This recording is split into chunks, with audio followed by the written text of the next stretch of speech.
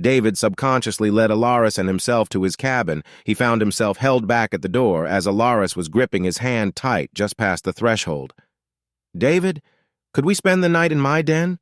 My bed has more room than yours," Alaris asked a bit sheepishly, her eye conveying a desire for a comfortable rest, but not without him. David blinked hard and looked at his bed. She was right. His bed was sized mainly for him and a bit more, but Alaris is more than a bit more. He turned back to her and smiled gently.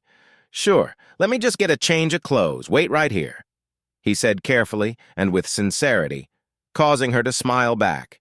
David didn't care to needlessly search and grabbed his basic uniform off the rack and some change of underwear before walking back over with a bundle under his arm and a clean jacket hanging off his finger. She took his free arm and started guiding him, though they both knew the way. It seemed like she was enjoying the walk.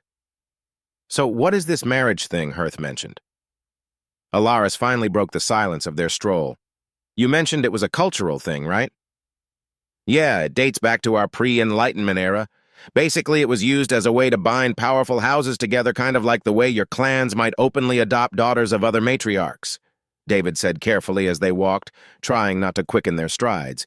"In the modern era, it is more of a ceremony for friends and family to see your acceptance of a partner that you wish to spend your life with, raising the next generation." He turned a bit to face her and saw she was watching him intently. "It is also seen as an establishment of your trust and faith in each other, and that even if things get hard or difficult, you would stand by each other. The impact it has on our society can be seen in our government too. While the ceremony itself isn't needed if you inform the government that you have a partner, then in the event of an emergency, they will allow you to take action on your partner's behalf." "So, it is basically like being named a Cusifine, but for both people?" Alaris asked after a second of thought. "In a simple understanding, yes," David affirmed. "I think that sounds nice. Emmy said that she would help me get ready for it if I want, and I think I do. It will make your nose shaz happy, right?" Alaris said as she pressed his arm a bit harder. "My nose shaz would love to have us do it, but only if you want to." David said slowly, "Yes, I think I do. We are already very far from my people's customs. I don't think anyone would complain about me doing this," Alaris said with a bit more determination in her voice than a second ago. "Great. I'll speak with the captain tomorrow and see if he would do. Worst comes to worst, we could get the admiral to perform the rites," David said with the widest grin of happiness that he had to suppress. "Great. So if that is solved, we need to talk about the child," Alaris said as she broke away and opened her door. "Yeah, you said something about male's role or something, actually. How do your people raise children?" David said curiously as he walked in after her and found a spot for his clothes. "Well, after the child is born, I'd have to breastfeed them for a little under a year. Then we would hand the child off to a nursery where they're raised for a few years. Once they are able to talk fluently, they are given back to us. If they are a girl, they are entrusted into my care, and boys are given to their sire normally. However, we can change all that. My clan doesn't do the nursery step in general. Once the child is in our care again, it is our task to ensure they grow up to be strong and proud by teaching them and guiding them down the path they wish to walk, be it a scholar like Kiga or warrior like you," Alaris said as she found a sitting position on the bed, her eyes intently watching him place his clothes on the table beside the bed and removed his visor. "What about your people?" "Oh, well, for starters, we breastfeed for a year, I think. Sorry, never really asked, but we keep our children with us, teaching them right from wrong and the basics of life when they are old enough to talk and act without us.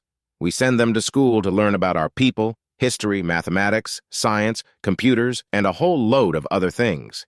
They also are encouraged to learn how to socialize, and they come home every day, to sleep under our roof, with us supporting them in their dreams, and making sure that they know they can try anything while they are learning," David said slowly, tears reaching the corners of his eyes as memories come back to him. "And when they become an adult, they will hopefully be ready to do whatever they want to, and know that if they need a hand when they fall, they can count on us to help." He lets loose a heavy sigh and bends down into a squat while wiping away tears. "Sorry, I just miss my mother." His voice shuddered and broke as he spoke. He shivered a bit as her hand rested on the back of his neck, a gently caressing of the fuzz he had growing.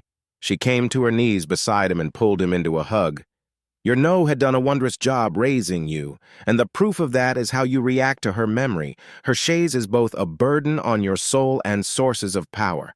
I would be happy to raise our child by your traditions. Her hand slowly stroked his hair and pressed him into her, making him cascade into her chest, a slow trickle of tears still rolling.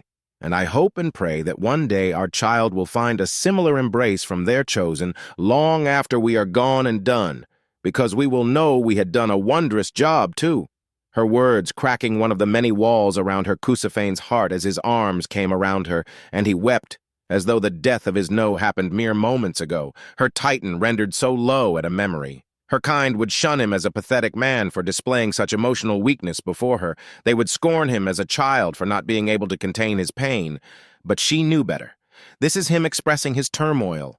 The pain he had contained, fearful of others that would misjudge him. He is a warrior and a leader of men. His pain and grief now unleashed in a torrent at her words, a display of unrelenting trust in her care of him. What else was she to do but soothe?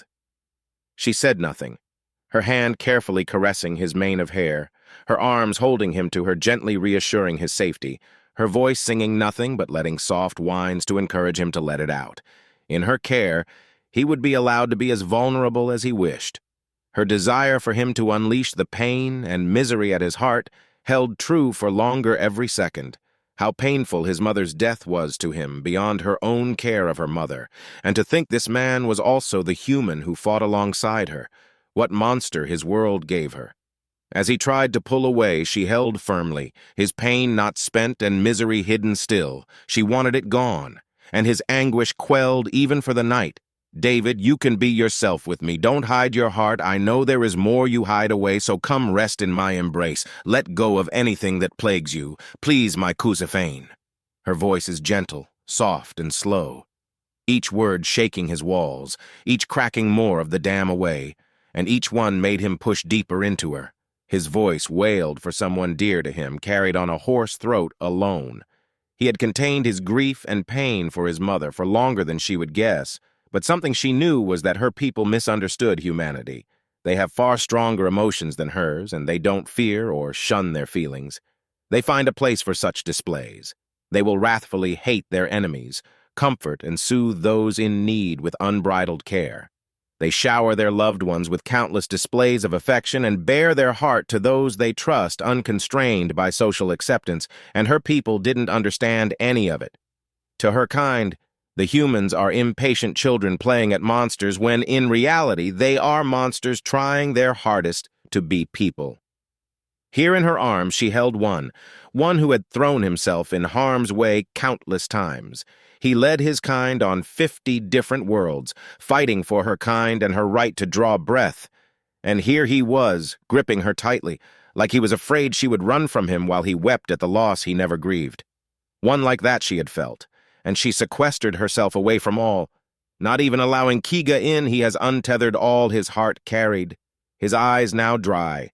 His voice was gone and his shoulders slacked. He had cried himself to sleep in her arm, a sleeping Titan, nestled in her embrace. David didn't remember going to sleep. The uncomfortable position he was in woke him. His eyes were dry, but he raised his head and felt warm and furred arms peeled away. The comfort they gave was deeply set within, but his eyes met her brilliant amber eyes of a wolf, a kind and loving look, taken them whole, a wonderful visage of care for him, and only him. Her jacket's front was soaked from his tears, but she didn't care. She pulled him in and kissed his forehead before breaking away. I am proud of your willingness to trust me. Her voice a comforting reassurance for his mind. What happened? David asked slowly, his mind unwilling to gift him the information he sought. She smiled and pulled him up and guided him to the bed. It doesn't matter, you let a weight off your heart, for now you need rest, she said as she sat him down. David considered her words, and indeed his heart felt lighter. His head was a bit dizzy had he cried, Do you have water? He asked, a need to drink taking him. She handed him a bottle and then carefully took off his jacket and slipped his boots off. She took her jacket off and uncuffed her shoes and sat next to him before taking her pants off and laying back. "Was I crying?"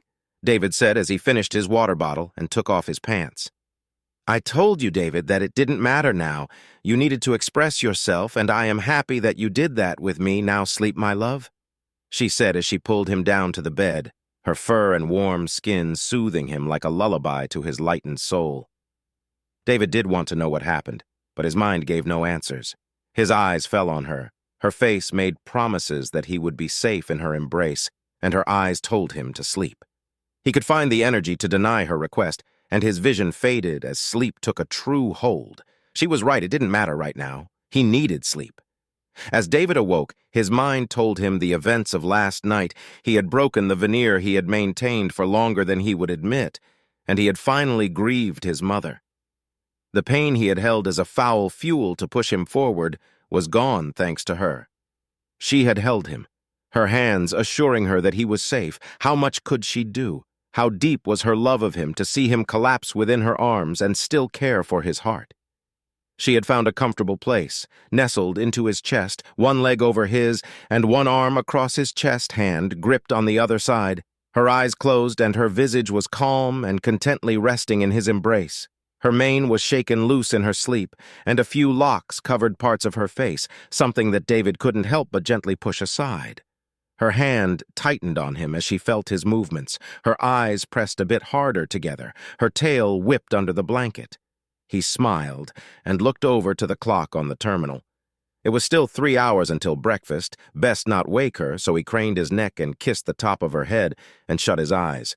An effort to nap a little longer eating at his mind, but he found his lips pressed and his eyes opened to her, kissing him with intention before pulling away and resting her head on his shoulder. "Go back to sleep, my love," she mumbled as sleep took her again, a smile spreading over his at the sight of her. She was indeed the love of his life, and none could tell him otherwise.